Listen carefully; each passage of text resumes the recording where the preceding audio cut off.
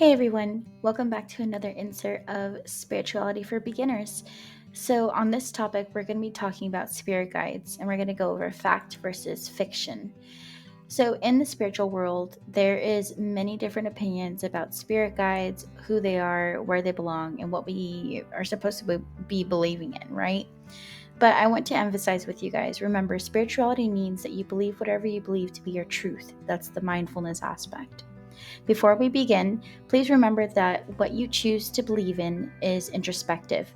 No one should ever tell you what you can and cannot believe to be your truth and reality. Within this video, I will be discussing all forms of spirit guides all spiritualists tend to commonly follow. Towards the end, I will give my opinion and theory on spirit guides and deities as well. So, in the beginning, I just want to emphasize that spirit guides is the overall general for every one of them. These are any spirits guiding you in your life. They can be friends, family, acquaintances who have passed away. They can be past life energies, archangels, deities, gods, goddesses, and mythological beings. So, the main key concept is they're broken into different types of factors. There's mythological creatures, there's sentience and deities. Mythological creatures are going to be commonly in the spiritual world like dragons and fairies and mermaids, poltergeists, devils, or hurtful ghosts, right? Because they're myth. And then sentients are going to be anybody who is going to be somebody that lived a human life or something of practicality that is genuinely there. These are going to be people that are like past loved ones, friends, any acquaintance that you've ever met that you made an impact on, angels, guardian angels, or archangels.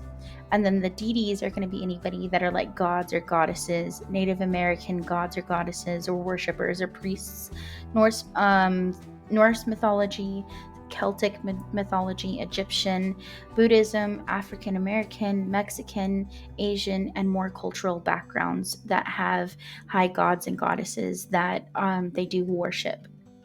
Now, I wanted to emphasize that whenever you go to do research for spirit guides, there is so much information out there.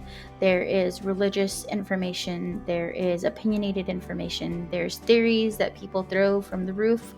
And I just want you to know that to learn more about spirit guides, I highly recommend these encyclopedias that you see on the screen.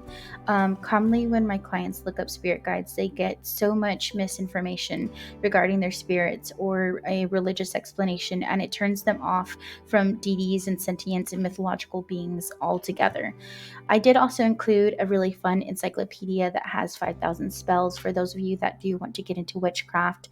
I don't practice witchcraft, but this is a whole collective series. The one that I like the most is the Encyclopedia of Spirits. The mystics, saints, and sages, that kind of goes into a lot of woo woo. And the Encyclopedia of Spirits does have like the whole opinions of good versus bad. If you know me, I don't really go into the Hollywoodistic type of explanations of guides, but the common question that I do get is who is guiding me? So, whenever people ask me this question, I let them know remember, you can decide who gets to guide you. It doesn't have to be where they just pop up out of nowhere. However, we do have a prominent archangel assigned to us, and so you will want to meditate on this. You can ask them to be able to show themselves, whether it's an archangel, mythological being, or a deity. And you can do the following to figure out who they are. You can ask them to show themselves, such as coming up repetitively on a YouTube video feed, or going on your For You page commonly, or when you're out and about and you're seeing Hecate or the moon goddess over and over again, and it's so prominent. You can also ask them to show you their name in meditation, where you can hear it very clairaudient. And then you can also ask for them to visit you in your dreams. Now, do keep in mind there's a couple of things to remember. You want to remember that whenever I go into the theory, that everything is based off of what you believe to be your truth. Overall, the main concept of spirit guide is anyone or anything you believe to be guiding you through your journey.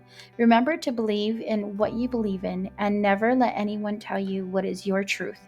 Differences in opinions are important to always keep intact because we are all individually different. So, mythological, cultural, sentient, or somebody that you've loved in the past, remember that it is very important to know and feel that if you are going forward with believing in them, that you feel protected for by whoever you decide to believe in, and that this is your own spiritual journey. Things that I wanted to point out to remember is obtaining names is not an easy task, whether you are a developed individual in spirituality or if you are just starting out. Signs are as simple as a bird appearing over and over again, or two black dogs showing up, which emphasizes Hecate. And then all archangels are the primary guides. That's what's going to show up first. They are what feed the mythological belief. They are what give you the signs over and over. And you can choose your own guides. You don't have to have where it's just very apparent and you're starting out. Because whenever I started out and I was like, okay, why are they not showing myself? I really want to work with Freya. It doesn't work like that. You can choose whatever you believe to be your truth. Now, as far as archangels go, they are very prominent. So they're going to show themselves over and over again with a lot of names and a lot of common signs, such as like sapphires or different forms of nature. You can look up and research different forms of common things that you can see based off of what guide that you're getting. Now, if you guys would like to learn more on that topic, like I was just talking about, you can do one of two things. You can join one of my classes, and I host monthly spiritual development classes on many different topics that can be found on my website or my Stand Store link. My Stand Store link can be found on my TikTok profile. I am also working on producing self paced courses to learn more in depth knowledge on many spiritual topics, so I can't wait for those to come out and be published.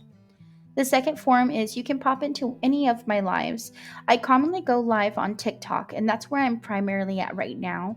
I'm building a basis here on YouTube as well as Instagram, and I do feel that I will be moving into going live on them here soon. I'm still undecided on Facebook, but Facebook is something that I'm considering as well. And I welcome all developmental questions, and I love when people come in and say hello. So, as always, thank you so much for watching and make sure to stay connected. Remember, once you join Theory of Healing, you do gain a family. Have a wonderful day.